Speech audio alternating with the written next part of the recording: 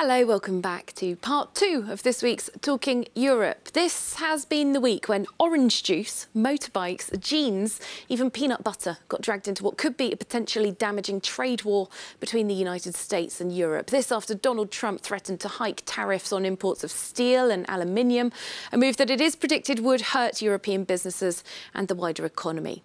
Well, I'm here at the European Commission to find out more about Brussels' stance on that, as well as other pressing issues, including moves to dump non-reusable plastics from our daily lives and clean up the oceans in the process, and also the latest steps towards merging at least some aspects of defence and the military in Europe. The man who's going to be filling us in is a former Prime Minister of Finland, now Vice President of the Commission, responsible for jobs, growth, investment and competitiveness. Jyrki Katainen, thanks very much for being our guest. Thank you very much.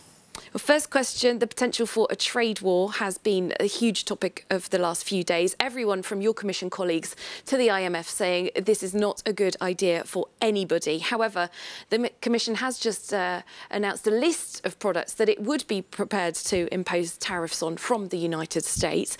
That doesn't necessarily look like a bid to ease the tensions. Is this going to go further? Well, the situation is very worrisome at the moment. We are a little bit surprised that the US administration, President Trump, is so keen to do the same mistake as what US did in the beginning of 2000, in the millennium, when they introduced higher steel tariffs to European producers, and it led to the situation where US lost thousands and thousands of jobs because of higher prices, and it had a bad impact to US economy as a whole.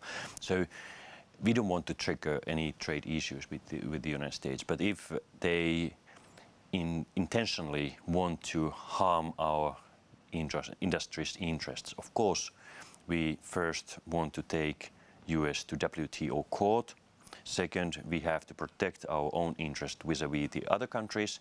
And third, we will do countermeasures in order to influence the US administration's behavior, because we want to avoid any trade issues, any trade wars, because there's only losers in trade wars.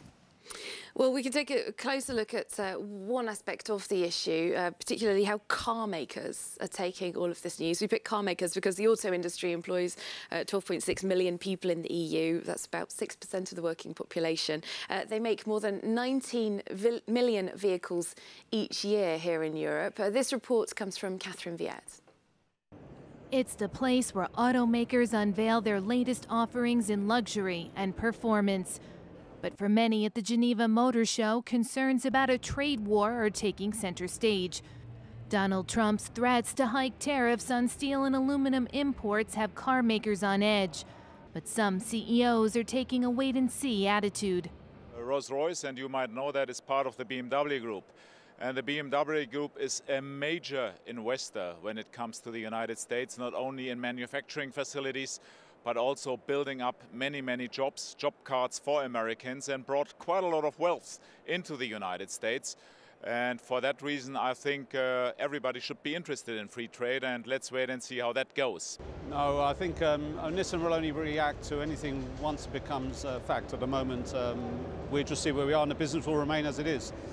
Currently, the U.S. exports just under $14 billion worth of cars and auto parts to Europe, but it imports just over $51 billion of the same materials from Europe.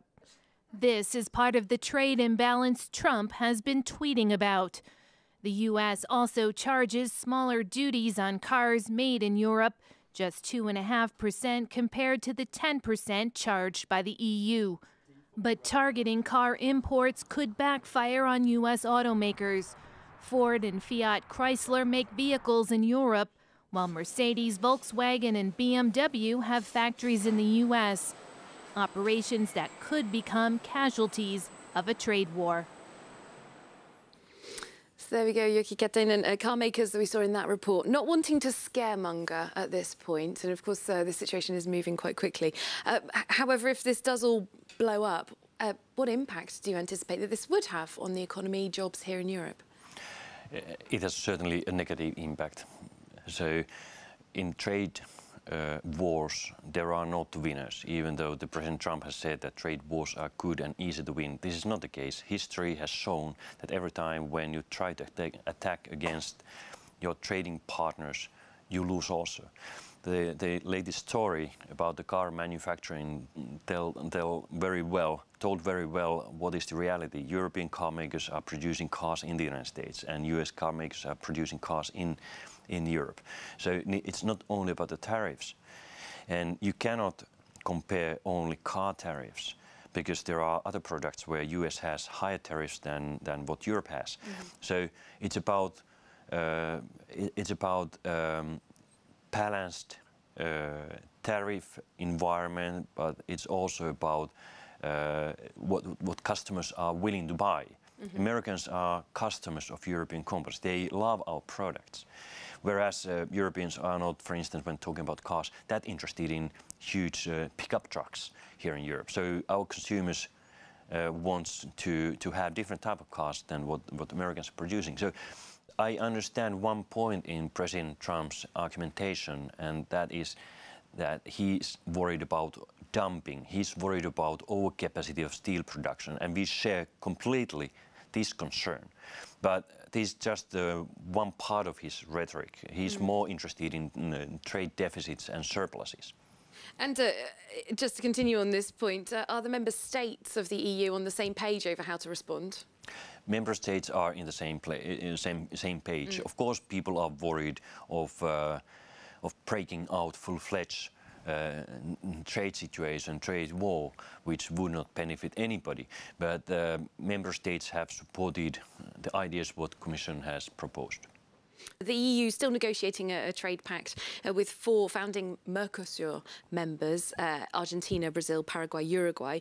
Now, you said last month this is about fair practices and fighting protectionism, but there is worry for many people here in Europe that industry here could be hurt. For example, it's seen as more likely that there'll be more South American beef being imported into Europe. We will not in any case liberalize entire beef sector. So we are now talking about tariff rate quotas on beef, but also on some other issues.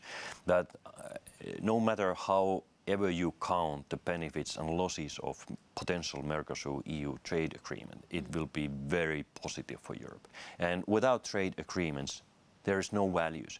So this is a political issue, the way we want to harness and common globalization, but also it's a tool to boost economic growth in Europe. Well, back here in Europe, we got a bit of a new motto recently from Commission President Juncker. He announced EU growth picking up and said, Europe is back. Well, it seems Europe's not just back, it's also potentially circular. The Commission talking a lot about something called the circular economy. It's sort of an environmental idea. Can you explain a bit more what that's about? Circular economy will be the next mega trend together with AI in the world market economy. It means that if today we have a linear economic model, you take raw material, you make a product, you sell it to consumer, and once it's broken, it's put to the landfill. This is not sustainable, because even the broken machine or product or used product has value, because it's full of some material, raw material. So we want to use our legislative power to create incentives for business to circulate material. So it's not anymore waste, it's a secondary raw material. Well, some people might think that's sort of going back to an old model where there were lower sales, lower margins for companies, because, you know, if you create a product that's going to be obsolete in 2 years and someone's going to buy another one, then that's sort of the thinking is that that's a better economic idea for your company. Isn't this a bit of a hard sell? No, not at all. Actually, now the business sector has told us that it would, circular economy would go further, faster if the regulatory environment would be better, so they're more actually encouraging. asking Europe to act on this. So this is one of the areas where private sector is very keen to have more European legislation, because what they are envisaging is the level playing field, more encouraging environment. The profit must always come from somewhere, but the companies can also save money if they don't need to every time buy virgin raw material. Well, a particular aspect of this is plastic use. A bit later on this year, the Commission's going to probably, I understand, propose ways to reduce plastic, single-use plastics based on public consultation.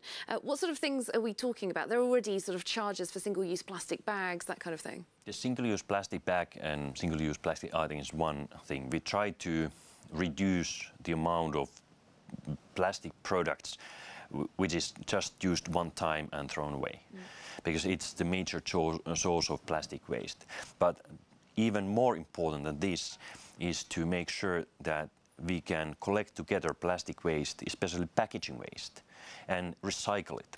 Or maybe go even further and encourage companies not to use plastic in the first place. There are new technologies that exist. That's also one of our aim. We are looking at the ways how we could improve the use alternative feedstock for producing plastic. For instance, biomaterials. It's a growing business already now, and now we have to look at the opportunities to encourage it by changing the regulation.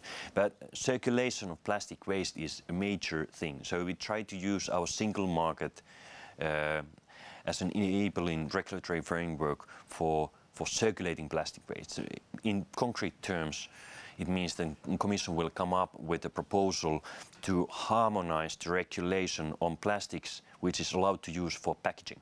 People do tend to be resistant, though, to extra levels of regulation, you know, red tape. It's the old chestnut, isn't it, about the European Union? But this is a good example of the regulation which is supported by private sector, because they say that we cannot circulate plastic packages unless the quality of plastic waste is good enough. So they are asking for a level playing field, better regulatory environment for plastic packages. Another thing is that only 6% of plastics used in Europe is circulated or recycled plastics, and there again we have an issue with the quality. So private sector is asking that please do a quality standards for secondary plastics. It would help us to use recycled plastics. We started by talking about a trade war. What about more conventional war? I know that for a while now there have been moves in the EU towards more defence cooperation. You yourself particularly involved in the industrial side of this, procurement and so on. Now the Commission is proposing vast sums of money, 90 million a year for research between now and 2020, and then proposing investing 500 million euros a year into research from there on in.